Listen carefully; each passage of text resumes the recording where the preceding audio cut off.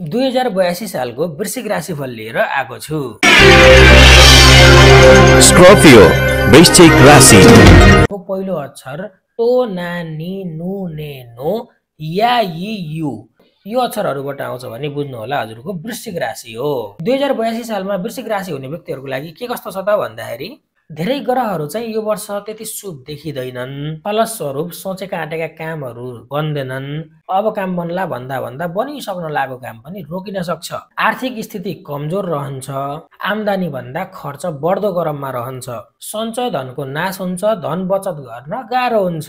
ऋण चाहिँ हजुरको बढ्न सक्छ। आर्थिक व्यवहार धान्न अलि गाह्रो हुन सक्छ हजुरलाई यो वर्ष। मानसिक तनाव बढ्नेछ। फलस्वरूप शरीरमा आलस्यता आउन सक्छ।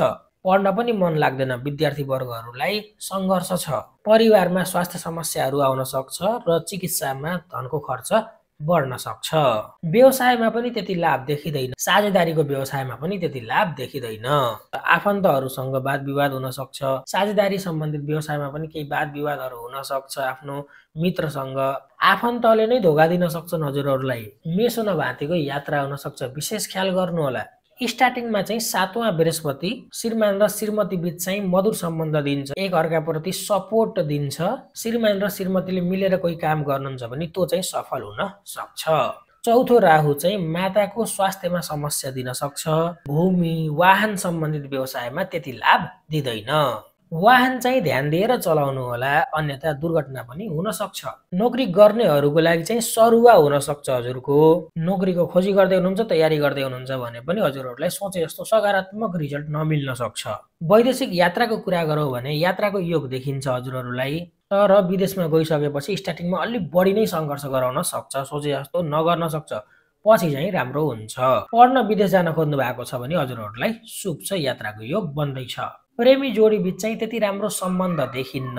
झैँ झगडा मिसअन्डरस्ट्यान्डिङ बढ्दै बढ्दै जान्छ। हजुरहरूको ब्रेकअप पनि हुन सक्छ। सानो सानो कुरामा नउल्झिनु होला हजुरहरू अगाडि बढ्नुहुन्छ। स्वास्थ्य चाहिँ त्यति राम्रो नहोला। पेटको समस्याहरू ग्यास्ट्रिकका समस्याहरू हुन सक्छन्। ढाड कम्मर दुख्न सक्छ। टाउको दुख्न सक्छ। शरीर भारी भए जस्तो हुन सक्छ। उपाय र सल्लाहको कुरा गरौँ भने मङ्गलबारको दिन माछा मासु अन्डा नखानु होला। हनुमान चालिसाको पाठ गर्नु। रातो कपडा मसुरोको दाल गहुँ इत्यादि चाहिँ तपाईँले मङ्गलबारको दिन दान अवश्य गर्नु होला। कसैसित पनि विवाद झगडा नगर्नु होला। कसैले केही भन्छ भने पनि शान्तसँग बस्नु होला। हजुरलाई फाइदा हुनेछ। हजुरहरूको यो वर्ष अत्यन्तै शुभ होस्। धन्यवाद।